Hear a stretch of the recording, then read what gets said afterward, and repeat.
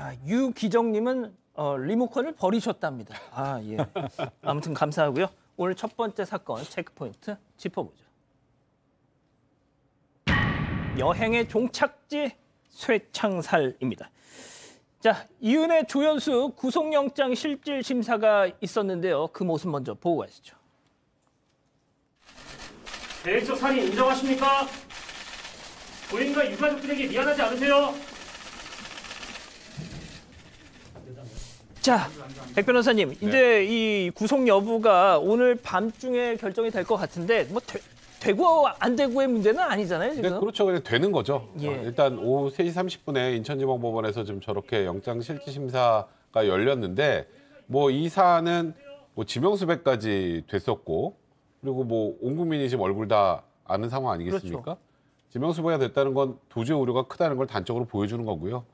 지금 이 소위 말하는 계곡 살인 사건뿐만 아니라 그 전에 뭐 보고독으로 남편을 죽이려고 했었던 사건이나 뭐 또 다른 곳에서 물에 빠뜨려 죽이려고 했었던 사건들에 대한 살인 미수 여부도 있고요. 예. 거기다 이제 보험 사기 문제까지 있는 상황이기 때문에 구속은 크게 문제가 아닌데 이제 구속 이후에 지금 이 계곡 소위 살인 사건과 관련해서 저 둘의 고의성을 입증할 수 있는가?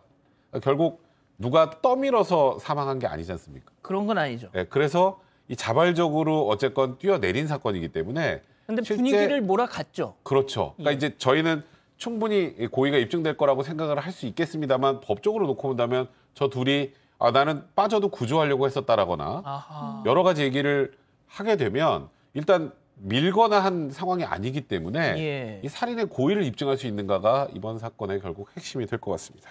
자, 그 영상 다시 한 번만 좀 보여주세요. 자, 교수님. 하하, 저는 뭐 이제 조연수는 일단 지나가고요. 이은혜가 뒤에 나오는데 얼굴을 양손으로 가리고 있습니다. 예?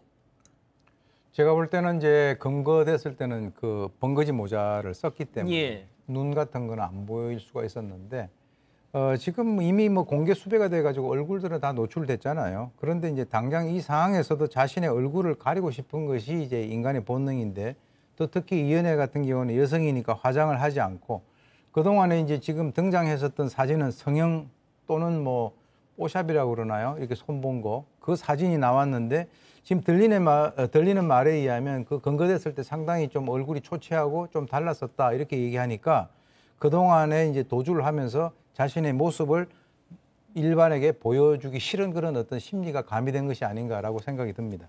자, 그리고 제가 지금 이은혜의 표정 얘기가 나왔으니까 좀 교수님께 하나 더 여쭤보겠습니다. 어제 저희가 전해드렸거든요. 페이스 오프, 그러니까 성형을 시도했었다. 은신 기간 동안 견적을 내보고. 자, 그거는 이걸 어떻게 또 해석을 해야 될까요? 페이스 오프를 하려고 했었다라고 하는 것은 장기전으로 좀 돌입을 해보려고 생각을 했던 것 같아요. 지금 이제 조연수 같은 경우는 뭐 그 성형을 하지 않았지만 이은혜 같은 경우는 얼굴 보면 손을 많이 이제 그동안에 댄 것 같은데 이 페이스 오프를 한다는 것은 이 사람들이 지금 혐의 부인을 하고 있습니다만은 장기전으로 돌입한다는 것은 자신들에게 어떤 그 범죄 혐의가 있다라고 하는 것을 스스로 본인들이 인정을 하는 굉장히 의미 있는 그런 행동이다라고 이제 생각이 들고요. 또 이제 그 페이스 오프를 실제로 하려고 견적까지 내봤는데 안 한 이유는 거기서 페이스 오프 하면은 거기 있는 그 의사들이 바로 이은혜하고 조연수가 여기서 페이스 오프 했다는 게 그대로 드러나지 않겠습니까? 예. 그러니까 아마 이제 포기를 한 것 같고 그리고 이제 성형이라고 하는 것이 그렇게 간단한 그런 수술이 아니잖아요. 치과 가서 뭐 이빨 하나 뽑는 거하고 다르기 때문에 그래서 포기한 것으로 보이는데 일단 장기전에 한번 대비를 해본 것으로 그렇게 보입니다. 예. 자, 그리고 오후 3시 30분, 오후 3시 30분부터 이제 실질 심사가 시작이 됐고 1시간 30분 동안 진행이 됐습니다. 자, 이 영장 판사가 오늘 이 유족들을 불러서 오늘 신문 장소에 유족들을 불러서 하고 싶은 얘기가 있으면 다 하시라. 이렇게 해서 고 윤상엽 씨의 유족들을 불렀다는데 네. 자, 어떤 얘기를 했는지도 내용이 좀 나왔죠? 네, 그렇습니다. 이 두 사람의 신문이 끝나고 나서 부장판사가 윤 씨의 누나를 부른 건데요. 누나는 동생을 먼저 보내고 온 가족이 비참한 생활을 하고 있다. 이렇게 얘기를 했고요. 또 여러 범행을 나중에서야 알고 그 고통이 너무 심해졌다. 이렇게 전하기도 했습니다. 자, 박 변호사님, 네. 국선 변호인이 선임이 됐어요. 일단 그리고 이은혜는 지금 뭐 어제도 저희가 전해드렸지만은 계속 묵비권을 행사했다고 그러지 그렇죠. 않았습니까? 엄밀히 말하면 이제 진술을 거부할 권리가 있긴 합니다. 어떻게 하냐면 변호사가 선임될 때까지 자신은 얘기하지 않겠다. 뭐 이렇게 얘기했던 걸로 보이고요. 근데 지금 국선 변호인이 선임이 됐어요. 근데 국선 변호인이 선임된 이유는 뭐냐면 장기 3년 이상의 큰 범죄가인데 변호사가 필수적으로 붙어야 됩니다. 영장 실질 심사를 해야 되기 때문에 그 상황에서 국선 변호인이 이 선임이 된 거고 이 변호사는 사선이 아닌 국선이기 때문에 아마도 이은혜가 뭐 이 국선 변호인을 통해서 얘기하지 않을 것 같고요. 지금 백성문 변호사가 약간 언급을 했는데 이 사건에서 가장 핵심이 살인죄 고의를 인정하냐 마냐 이 부분이거든요. 두 사람이 따로 떨어져서 만약 얘기를 하게 되면 입을 맞추지 못했다 그러면 이게 고의가 드러날 가능성이 있습니다. 예. 그래서 제일 좋은 거는 아예 얘기를 하지 않거나 변호사를 통해서 사선 변호사를 통해서 하겠다라는 의도가 좀 있지 않을까. 그렇기 때문에 아마 영장 실질 심사 과정에서도 범죄 관련해서는 얘기를 많이 안 했을 가능성이 높고요. 나중에 사선이 됐을 때 그때쯤에 뭐 얘기를 하지 않을까 이렇게 추측이 됩니다. 그렇군요. 자, 교수님, 그리고 이 교수님께서 일단 알려지기로는 이은혜 가족들이 자수를 권유했고 또 그 검거 현장에서 뭐 대기를 하고 있었고요. 실제로 뭐 수사기관에서. 하지만 이걸 과연 진짜 진정한 의미의 자수로 볼 수 있느냐라는 거에 대해서 교수님께서는 좀 반론을 갖고 계시잖아요.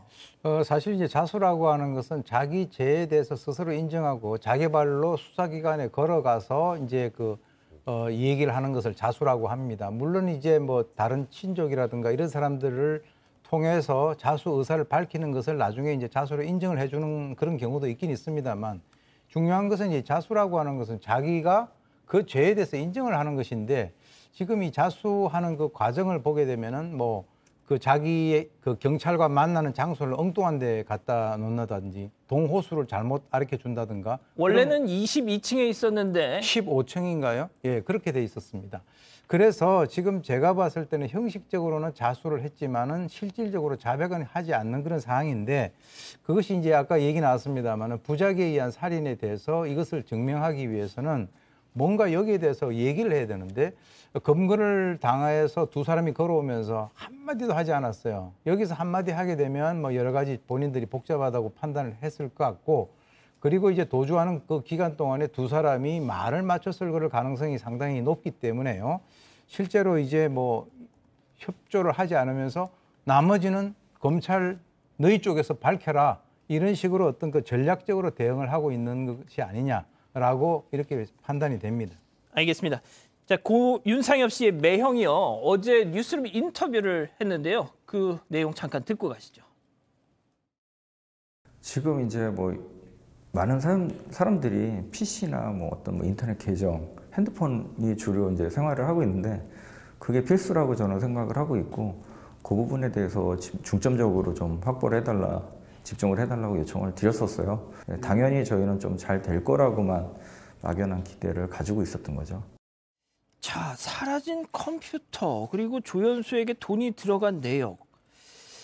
박 변호사님, 네. 그러고 보니까 이은혜 조연수가 물론 무슨 불법 도박 사이트를 운영했다. 그렇죠. 이런 정황이 있었어요. 자, 정황이 드러나긴 했는데 이것도 확인이 좀 돼야 됩니다. 지금 저거 나오는 그겁니다. 거, 그 내용인데 이은혜가 이 숨진 남편의 윤상엽 씨한테 불법 도박 사이트를 개설한다면서 돈을 받아간 정황이 있다고 합니다. 좀 요구한 정황들인데요. 근데 사실은 그 돈은 윤상엽 씨가 조연수 계좌로 바로 입금을 했다고 하는데 SNS에 여기 나오는 내용이 뭐냐면 불법 도박 사이트 개설 중에 해킹당했다. 예. 해커 지금 보낼 돈이 좀 필요하다. 이런 내용들이 지금 담겨져 있습니다. 그런 걸 봤을 때는 실제로 불법 도박 사이트를 이은혜하고 조연수가 운영을 한 건지 아니면 그것을 핑계로 윤상엽 씨한테 돈을 요구한 건지 그 부분 좀 확인을 해봐야 될 것 같아요. 어쨌든 간에 비슷한 거를 했던 거는 맞는 것 같고 그것을 통해서 돈을 갈취하거나 남편한테 얻었던 것은 맞는 것 같습니다. 자, 교수님, 지금 유족들이 말이죠. 이은혜의 성격에 대해서도 이렇게 후일담을 좀 전해주고 계시던데 그러니까 뭐 보통 사기꾼들이 대부분 그렇지만 주변 사람들한테 정말 막 뭐 다 내줄 것처럼 정말 잘하잖아요. 예? 그렇죠. 실제로 이제 이 주위 사람들에게 잘해주는 것은 이 사기를 친다든가 상대를 속이는 데 있어서 가장 첫 번째 단계인데요. 주위 사람들로부터 신뢰를 얻는 것이 굉장히 중요하기 때문에 그러면 뭐 얘기 들리는 것은 1년에 수차례 가족 행사 때 얼굴을 내밀었다는 거죠. 그래서 그때 보니까 상당히 밝으면서 뭐 명절 때 부모님 생신 때 이렇게 살갑게 하니까 이분들이 대부분이 이제 그 상대의 선의를 신뢰하는 사람들이 많아요. 그러다 보니까 우리 동생에게 잘해주겠지라고 하는 그런 어떤 선입감을 줌으로써 이미지 관리를 하고요. 그리고 완전히 그쪽에 있는 가족들과 이 피해자, 즉 윤 씨하고는 완전히 분리시킨 상태에서 자기 영역으로 끌어들이고 난 이후에 자기 의도대로 끌고 나간 것은 아닌가. 뭐 제가 볼 때는 모든 사기 그런 것들이 처음부터 막 그냥 윽박지르고 이렇게 하면 사기가 통용이 안 되니까 예. 잘 대해줬겠죠. 당연히. 자, 백 변호사님이 그래서 이은의 이 사건이 정말 너무 많은 분들한테 충격적으로 다가왔던 것이 범행의 내용 자체도 그렇지만 아니 정말 어렸을 때 이은혜가 어렸을 때 나왔던 한 MBC 예능 방송에서의 초등학생 티 없이 맑았던 아이가 어떻게 이렇게 됐을까? 그거였잖아요. 저 화면에 나오고 있는 저 어렸을 때 이은혜 모습입니다. 13살이었고요. 집을 좀 어렵게 사는 분들 집을 좀 이렇게 예쁘게 리모델링 해주는 그런 프로였는데 거기에서 이은혜, 13살의 이은혜는 이렇게 얘기를 합니다. 어머니, 아버지가 이제 장애를 좀 앓고 있는 상황이었는데 본인이 그러니까 부모님하고 방을 같이 써야 되는데 그 이유가 부모님 휠체어를 보관해야 돼서 그럼 보통은 불편해하고 힘들어하죠. 짜증을 낸다거나. 근데 그 당시에는 그냥 부모님하고 방을 같이 쓰는데 제 잠버릇이 험해서 너무 죄송해요라는 말에 진행자들의 칭찬이 쏟아지기도 했었습니다. 예. 또 방송 말미에 이렇게 얘기를 했어요. 이은혜가 저도 나중에 커서 받은 만큼 다른 어려운 사람에 베풀고 싶다 이런 얘기를 했는데 그 13살의 이은혜는 어디로 가고 사실 지금 이렇게 남편을 가스라이팅을 해서 살해했다고 의혹을 받는 이은혜로 지금 이렇게 커 버렸는지 안타깝습니다. 자, 교수님께 마지막으로 좀 여쭤볼게요. 이은혜의 과거 결혼식 사진들이 속속 공개가 되고 있습니다. 그래서 지금 그러니까 웨딩 드레스를 입은 것만 3차례였다. 네.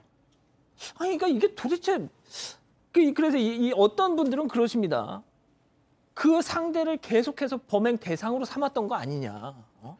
그러니까 이제 이은혜 같은 경우는 제가 추정컨대 어린 나이에 언론이라든가 이런 어떤 도움을 받으면 내가 힘들게 노력하지 않아도 돈을 좀 금전적인 이득을 받을 수 있겠다 이렇게 생각을 한 것 같고요. 그리고 난 이후에 이제 중학교 때 가출을 한 것으로 알려져 있는데 중학교 때 가출해서 돈을 벌 수 있는 방법으로 뭐 원조교제, 뭐 꽃뱀, 뭐 불법 유사 성유흥업소 이런 식으로 성과 남성들을 어떤 피해 대상으로 삼는 그런 것을 하다 보니까 사실은 이게 뭐 보험 사기 같은 경우도 자기가 봤을 때는 만족스러운 그런 금전이 아니거든요. 그렇기 때문에 결혼을 해서 어떤 그 상대에 대한 근본적인 것을 자기 것으로 삼는다면 금전적인 이익을 소위 목돈을 자기 손에 쥘 수 있겠다라고 하는 판단을 한 것 같아요. 그래서 지금까지 이제 결혼 경력이 3번씩이나 되고 마지막에 피해자 윤 씨 같은 경우는 이런 어떤 살인이라고 하는 것을 통해서 8억이라고 하는 그 목돈을 자기가 주려고 하는 그 과정에서 현재 좌절이 된 그런 상황입니다. 저는 이제 이 조연수와 뭐 되게 이은혜가 꽁냥꽁냥한 뭐 이런 편지도 주고받고 했던 걸로 드러나고는 있지만 좀 조연수도 언젠가 좀 이런 범행의 대상이 되지 않았을까, 잡히지 않았더라면 뭐 이런 생각도 들더라고요.